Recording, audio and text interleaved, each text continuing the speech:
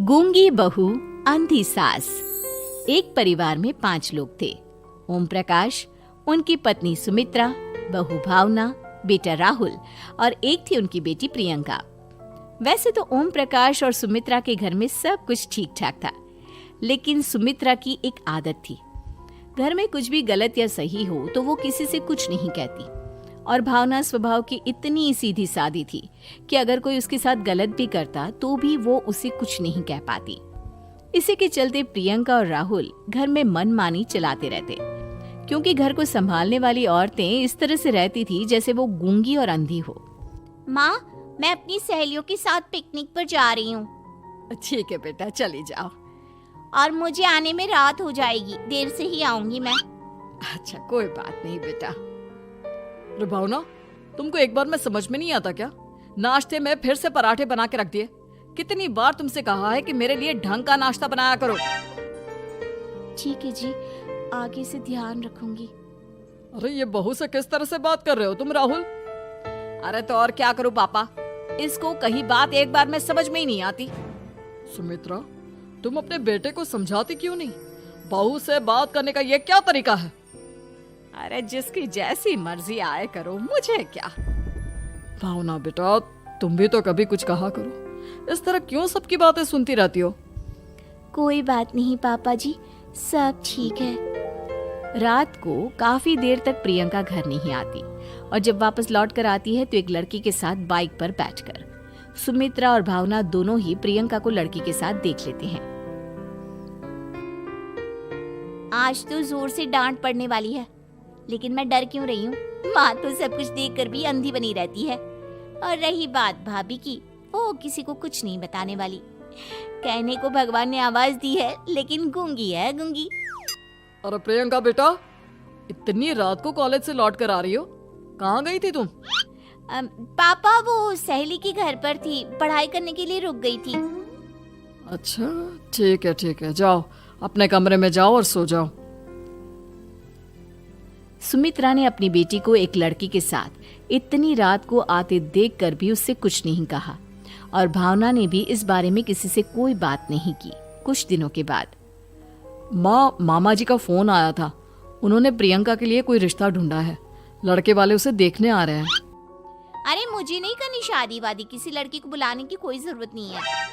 ये तुम क्या कर रही हो प्रियंका बेटा? तुम्हारी शादी की उम्र हो चली है और तुम्हारे मामा जी ने बहुत अच्छा रिश्ता बताया है। पापा, अब जिद क्यों कर रहे हैं? और आप क्यों मेरी मर्जी के खिलाफ शादी कराना चाहते हैं? अरे माँ, इसको समझाइए ना। आपकी बेटी, आप तो बस चुपचाप सब कुछ होते हुए भी देखती रहती हैं। अरे तो क्या कहूँ, और मेरे कहने से क्या हो जाएगा?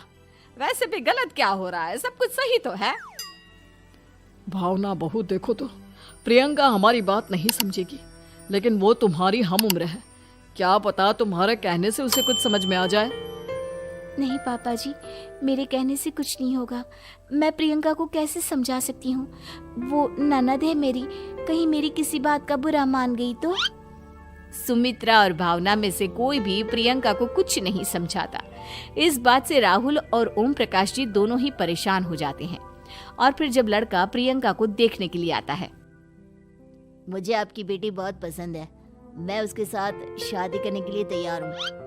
देखो, मुझे तुमसे शादी नहीं करनी, और ये बात जितनी जल्दी समझ में आ जाए अच्छा रहेगा। अरे तो फिर आप लोगों ने मुझे यहाँ बुलाया ही क्यों? माफ कर दो बेटा, वो हमारी बेटी जरा गुस्से में है। हम उसे समझाने की कोशिश करते हैं।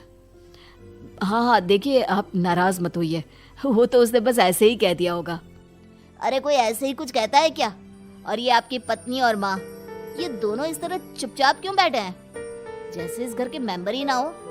आपके घर में सब कुछ ठीक तो है ना? अरे सब कुछ ठीक है बेटा। सुमित्रा, समझाओ ना अपनी बेटी को। अरे क्या समझाऊं, क्या होगा समझाने से? सब ठीक ही तो हो रहा है, गलत क्या हो रहा है? भावना, प्रियंका को अंदर लेकर जाओ और उससे समझाओ कि कितना अच्छा रिश्ता है।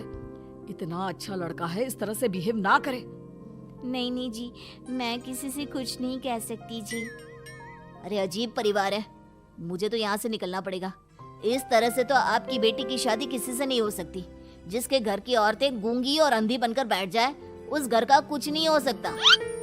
ओम प्रकाश और राहुल सुमित्रा और भावना की हरकतों की वजह से बहुत परेशान हो जाते हैं। एक दिन वो दोनों आपस में बात करते हैं। पापा, समझ में नहीं आता कि भावना और माँ को कैसे समझाया जाए। सही कहते हो बेटा, तुम और मैं काम के सिलसिले में सारा दिन घर के बाहर रहते हैं और घर की दोनों औरतें जिन्हें सारा घर संभालना चाहिए गूंगी और अंधी बनकर बैठी हैं।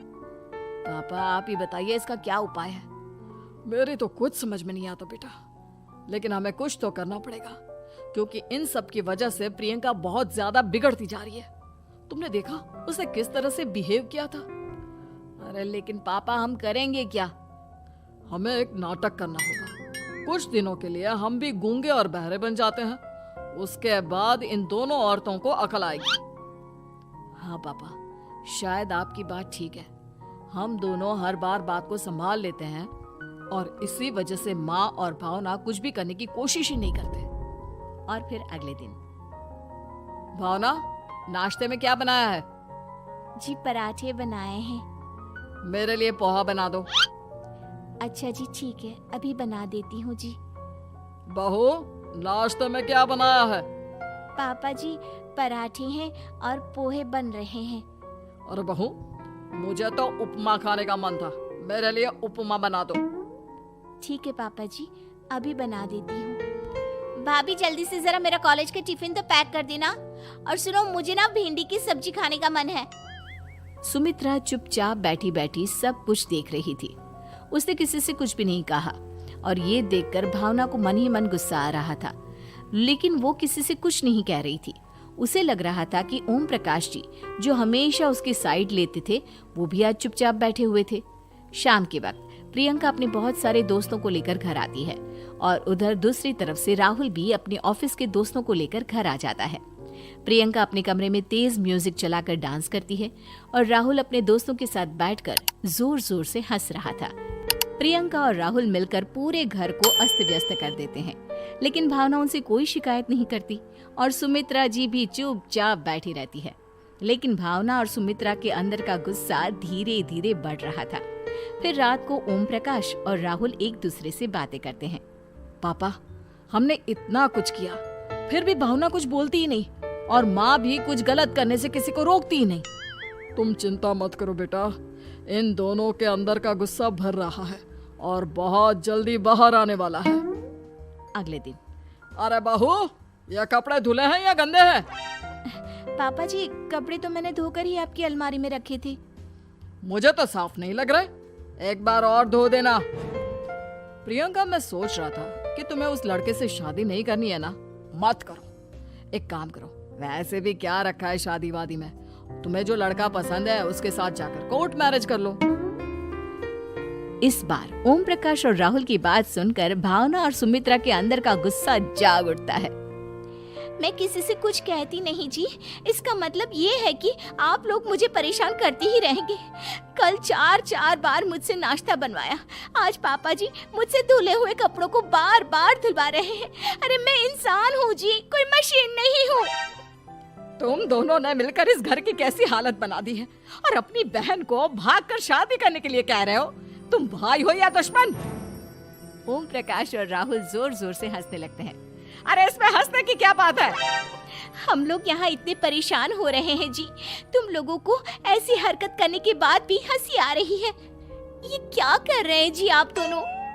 यही तो हम चाहते थे कि सुमित्रा, तुम अंधी होकर ना बैठी रहो। घर में कुछ भी गलत हो तो उसे रोकने की कोशिश करो। और भावना, तुम अपने साथ हो रहे गलत व्यवहार पर भी कभी मुंह नहीं खोलती। ये सही बात नहीं है। मैं चाहता था कि तुम्हारी भी जुबान खुले, तुम गलत बात का विरोध करो। गूंगी बहू और अंधी सास की ये जोड़ी इस घर में अब नहीं चलेगी।